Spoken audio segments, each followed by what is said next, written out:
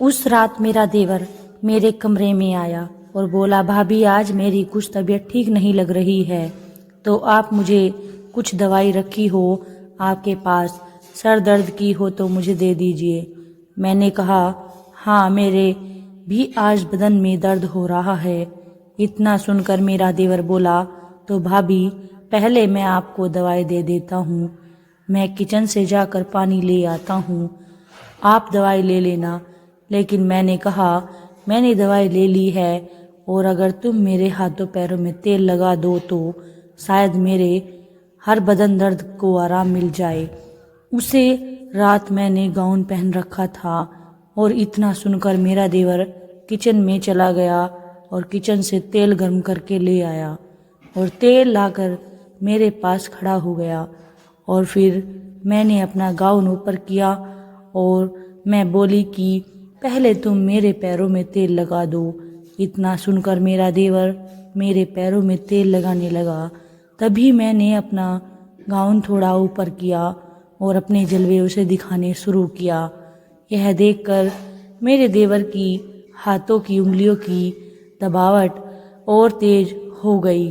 फिर मैंने देवर ने मेरे पैरों की इतनी शानदार तरीके से मालिश की कि मैं तो जैसे उसके छूने से मदहोशी हो गई। फिर मैं करवट लेकर उल्टी लेट गई और मैंने कहा, देवर आप मेरी थोड़ी कमर पर मालिश कर दो। देवर ने इतना सुनकर कहा, ठीक है जी। फिर क्या था, देवर जी ने मेरे कमर में मालिश कर दी और धीरे धीरे मेरे पास आने लगा। यह देखकर मैं भी थोड़ा सा भावुक हो गई और फिर देवर ने मुझे बहुत अच्छे तरीके से मालिश किया। लेकिन मेरे बेड के सामने शीशा लगा हुआ था और मैं शीशे में देख लिया था कि मेरा देवर मेरे बदन को बहुत ही बेसब्री से देख रहा है। फिर मैंने उसको बोला कि थोड़ा अच्छे से मसाज करो ताकि मेरी कमर का दर्द जल्द ही ठीक हो जाए। लेकिन मेरा देवर बहुत ही डरा डरा सा और उसके हाथ कांपते हुए मुझे दिख रहे थे। फिर मैं सीधी होकर लेट गई और बोली कि अब थोड़ी मालिश मेरे पेट पर भी कर दो। इतना सुनकर देवर बोला, नहीं भाभी यह मैं नहीं कर सकता, यह आप भैया से करवा लेना। लेकिन मैंने कहा कि तुम्हें तो पता ही है कि तुम्हारे भैया एक बिजनेसमैन हैं जिनके पास मेरे लिए बिल्कुल भी टाइम नहीं है। इतना सुनकर और भी डर गया और बोला कि भाभी मैं अब अपने कमरे में जाता हूँ, मुझे भी दवाई लेनी है, मेरे भी सर में बहुत तेज दर्द हो रहा है। मैं आप अपने देवर की बात को जान गई, वह अपने आप पहल नहीं करने वाला, इसलिए मैंने अपने देवर के दोनों हाथों को पकड़ा और अपनी ओर खींच लिया और फिर मेरा देवर मेरे ऊपर गिर गया और बोला, नहीं भाभी छोड़ो, मैं नहीं चाहता कि हमें कोई इस हालत में देख ले। मैंने कहा, नहीं तुम तो समझते ही हो एक औरत की इच्छा क्या होती है जो मेरा पति पूरी नहीं कर पा रहा है।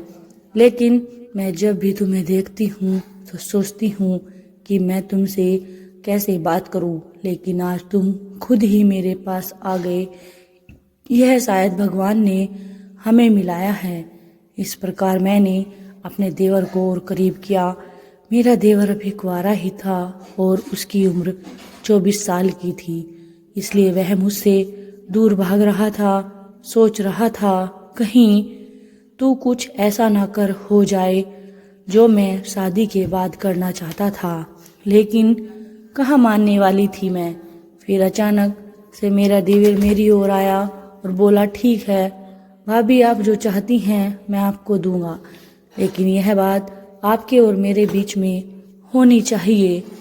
वैसे भी जब भैया आपसे दूर हैं तो मैं ही आपकी देखभाल करूँगा अब अच्छे से, लेकिन आपको यह बात किसी को नहीं बतानी है और अब आप मेरे लिए वह सब करोगी जो मैं आपको बोलूँगा। भाभी बोली समझे तो सही, लेकिन थोड़ा देर से समझे देवर जी। फिर हम दोनों एक दूसरे के करीब आए और एक दूसरे के करीब आकर बहुत सारी बातें करते करते बहुत ही अच्छे से प्यार करने लगे। लेकिन कुछ दिन है तो कैसा ही चलता रहा। फिर अचानक से मेरे पति घर में आए और बोले, तुम तो आजकल बहुत अलग सी लग रही हो। क्या तुम्हें जरा सी भी फर्क नहीं पड़ता कि मैं इतने दिनों के बाद तुमसे मिलने आया हूँ और तुम मेरे लिए अच्छे से तैयार हो ताकि मैं तुम्हें देखकर खुश हो जाऊँ। मैं बोली, आप तो छोड़कर चले जाते हो मुझे, और 15-20 दिन में कौन सा प्यार होता है, यह तो रोज ही चाहिए मुझे। तब नहीं सोचते कि वह कैसे रहती होगी। पति ने मेरी बात सुनी और बोला, ठीक है अब मैं यह नौकरी छोड़ दूंगा। लेकिन मुझे तो अपना देवर ही पसंद आ रहा था। तो मैंने बोला, नहीं नहीं, कोई भी ज़रूरत नहीं है नौकरी छोड़ने की। 15-20 दिन में आते हो, इतना ही बहुत है। मैं सब कुछ सहन कर लेती हूँ, क्योंकि मेरे मन में अपने देवर का प्यार आ गया था, इसलिए मुझे अपने पति की कोई ज़रूरत नहीं थी। हमारा आज का मिलना कैंसिल था और मेरा देवर बहुत ज़्यादा परेशान था कि मैं आज तुम्हारे बिना कैसे सोऊंगा। लेकिन मैंने बोला, कोई बात नहीं, मैं अपने पति को यानी तुम्हारे भैया को सुलाती हूँ, फिर तुम्हारे पास आती हूँ, तुम मेरा इंतज़ार करना। देवर खुश हो गया। दोस्तों, आज की हमारी वीडियो यहीं पर ख़त्म होती है और ऐसी ही दिलचस्प कहानी सुनने के लिए आप हमारे चैनल को सब्सक्राइब करें और लाइक करें और शेयर करना तो बिल्कुल भी ना भूलें। अगर आप हमारे चैनल पर नए हैं तो आप हमारे चैनल को सब्सक्राइब करके बेल आइकन को ऑल पर सेट कर लें ताकि हमारी ऐसी वीडियो का नोटिफिकेशन आपको मिलता रहे। धन्यवाद।